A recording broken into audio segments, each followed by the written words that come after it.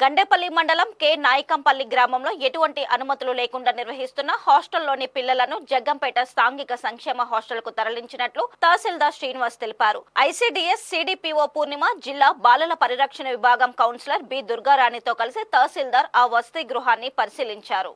ఈ సందర్భంగా తహసీల్దార్ శ్రీనివాస్ మాట్లాడుతూ జిల్లా కలెక్టర్ ఆదేశాల మేరకు అనాధికారికంగా నిర్వహిస్తున్న వసతి గృహాలను గుర్తించడం జరుగుతుందన్నారు. దానిలో పోలీస్ సిబ్బంది సహకారంతో కె నాయకంపల్లిలో హాస్టల్ ఉన్నట్లు గుర్తించామన్నారు. ఈ హాస్టల్లో పిల్లలతో పనులు చేయిస్తున్నారని, ఇక్కడ ఉండే విద్యార్థులకు సదుపాయాలు లేవన్నారు. ఇక్కడ ఉండే 18 మందిలో 15 మంది ఎస్సీ, బీసీ ప్రభుత్వ వసతి గృహాల్లో చేర్పించడం జరిగిందన్నారు. ఈ కార్యక్రమంలో supervisor Nagaparvathi, VRO Sai Prasad, SK Baba, police సిబ్బంది పాల్గొన్నారు.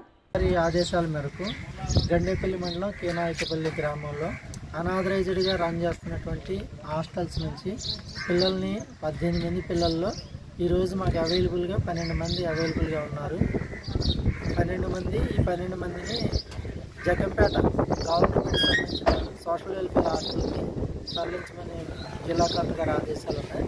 దాని ప్రకారం ఈ పిల్లలందరినీ కూడా సోషల్ వెల్ఫేర్ హాస్టల్కి మేము ఈరోజు అప్పగిస్తున్నాం. ఇంకో 2 పిల్లలు 10th క్లాస్ ఎగ్జామ్స్ రన్ అవుతున్నాయి కాబట్టి ఆ 2 పిల్లల్ని ఇదే హాస్టల్లో ఉంచుతున్నాం. ఇంకో 2 మాత్రం కాలేజీకి వెళ్ళిపోయిన ఒక కుర్రోడు ఉన్నాడు, ఇంకో ఇళ్ళకి వెళ్ళిపోయారు. ఇక్కడ అందుబాటులో ఉన్నటువంటి 12 మందిని కూడా సోషల్ వెల్ఫేర్ హాస్టల్కి ఈరోజు అర్జెంట్గా షిఫ్ట్ చేయడం జరుగుతుంది. అంటే జిల్లాలో ప్రైవేట్ హాస్టల్స్లో సరైనటువంటి వసతులు లేకపోవడం, తర్వాత వాళ్ళు ఫుడ్ పాయిజన్ అవ్వడం, జిల్లా కలెక్టర్ గారి నోటీసులో ఈ విషయాలన్నీ కూడా ఇబ్బందికరమైన సంఘటనలు జరగడం వల్ల ప్రభుత్వం ప్రత్యేకమైనటువంటి దృష్టి పెట్టి ప్రభుత్వ హాస్టల్లో అన్ని ఫెసిలిటీసు, అన్ని రకాలటువంటి గవర్నమెంట్ ఫెసిలిటీస్ ప్రొవైడ్ చేసేసి వాళ్ళకి ఏ ఇబ్బంది లేకుండా చూడాలనే ఉద్దేశంతో వీళ్ళందరినీ కూడా అక్కడికి షిఫ్ట్ చేయడం జరుగుతుంది.